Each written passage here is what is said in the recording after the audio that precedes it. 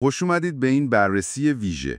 امروز میخوایم عمیق شیم توی یکی از نفسگیرترین بازی‌های اخیر فوتبال. بازی برگشت نیمه نهایی لیگ قهرمانان اینتر و بارسلونا 6 می 2025. کلی هم منبع داریم، از گزارش‌های خارجی و داخلی گرفته تا حتی واکنش یه هوادار بارسا تو یوتیوب. میخوایم ببینیم تو این بازی پرگل و یعنی دراماتیک چی گذشت اصلا که انقدر موندگار شد. بازی تهش 4-3 به نفع اینتر تموم شد تو وقت اضافه، مجموع 7-6. یه کامبک عجیب، گل تساوی لحظه آخری، بعدم گل برد تو وقت اضافه. خب بزنیم به دل ماجرا. اینتر بازی رو طوفانی شروع کرد، مگه نه؟ نیمه اول. دقیقاً، یعنی اینتر نیمه اول فوق‌العاده بود. خیلی زودم 2-0 جلو افتادن. اول لاوتارو مارتینز گل زد. آره، پاس دامفریز بود فکر کنم. بله، که اونم نتیجه پرس عالی از سمت چپ از دیمارکو بود اولش، بعدم گل دوم هاکان چالهانوغلو از رو نقطه پنالتی که با وار گرفتن سر خطای کوبارسی روی مارتینز. درسته، اونجا به نظر می رسید اینتر دیگه کنترل بازی رو کامل دست گرفته. نکته جالبش ولی اون تاکتیک اینتر بود. پرس شدید از جلو می‌کردن، این جلوی خط دفاعی بالای بارسا انگار خوب جواب داد. قطعاً، یعنی اون جسارت اینزاگی تو پرس سنگین از بالا عامل کلیدی نیمه اول بود. تقابل تجربه اینتر با اون تیم حالا بگیم جوانتر بارسا نتیجه رو رقم زد تو نیمه. اما فوتبال همینه دیگه. نیمه دوم همه چی عوض شد. بارسلونا مثل بازی رفت یهو برگشت به بازی، یعنی فوق‌العاده بودن.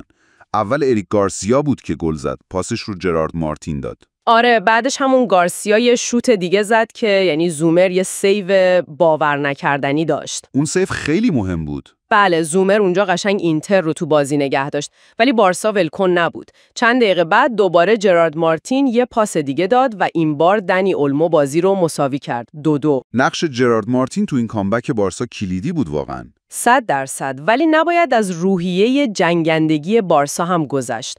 با اون همه مصدوم تیم جوون، جالب اون ویدیوی هواداری هم که دیدیم، با اینکه باخته بودن ولی به تیمشون افتخار می‌کردن. اوج درام، ولی یعنی اون دقیقای آخر بود. دقیقه 87 رافینیا گل سوم بارسا رو زد. نتیجه شد 2-3. فکر کنم دیگه همه حتی تو سنسیرو گفتن تمومه. بارسا فینالیسته. ورزشگاه ساکت شد یهو. بله، یه سکوت سنگینی بود. ولی دقیقه 92 چی شد اونجا؟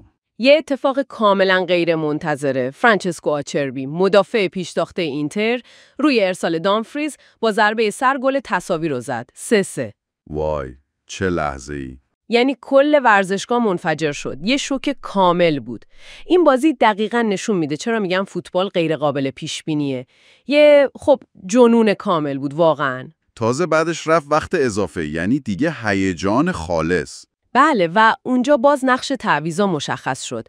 مهدی طارمی که به عنوان بازیکن تعویضی اومده بود تو زمین، به جای لاوتارو اومد، درسته؟ آره، دقیقه 99 یه پاس عالی داد به داوید فراتی هم کار رو تموم کرد. گل چهارم اینتر. 4-3. سنسی رو دیگه فکر کنم رفت رو هوا. قطعاً گزارش‌ها هم میگفتن طارمی بهترین تعویضی زمین بوده. این نشون میده تعویضا چقدر میتونن حیاتی باشن. این برد برای اینتر یعنی نجات فصل بود دیگه. رفتن فینال، دومی فینال تو 3 سال. دقیقاً. حالا باید تو مونیخ منتظر برنده بازی آرسنال و پاریس سن ژرمن باشن. اینم 7مین فینالشونه. جالب اینم بگم که این بازی با مجموع 13 گل تو رفت و برگشت کنار بازی لیورپول و رم تو فصل 18-20-19 پرگل‌ترین نیمه نهایی تاریخ فرمت جدید لیگ قهرمانان شد. رسانه هم که حسابی ازش گفتن حماسی، نیمه نهایی برای تمام دوران. اینا هم یعنی یه شب فوتبال خالص بود. دقیقاً، ترکیبی بود از همه چی. تاکتیک، اشتباه، درخشش فردی، کامبک و البته یه کمی هم شانس. یه درام ورزشی کامل. پس خلاصش میشه یه شب فراموش نشدنی تو سنسیرو. بازگشت دراماتیک اینتر و صعود به فینال. یه نمایش واقعی از جنگندگی و اون هیجان غیر قابل پیشبینی فوتبال. و حالا یه سوال جالب برای شما که دارید گوش میدید. میدونستید 4 تا فینال قبلی که تو مونیخ بوده قهرمانش یه تیم بوده که برای اولین بار قهرمان اروپا میشده؟ ناتینگهام فارست 79، مارسی 93، دورتموند 97، چلسی 2012. به نظرتون این سابقه، حالا که اینتر قبلا قهرمان شده، میتونه یه فشار خاصی رو تیم بیاره تو فینال امسال یا نه؟ فقط یه آمار جالبه. چیزیه که باید منتظر بمونیم و ببینیم.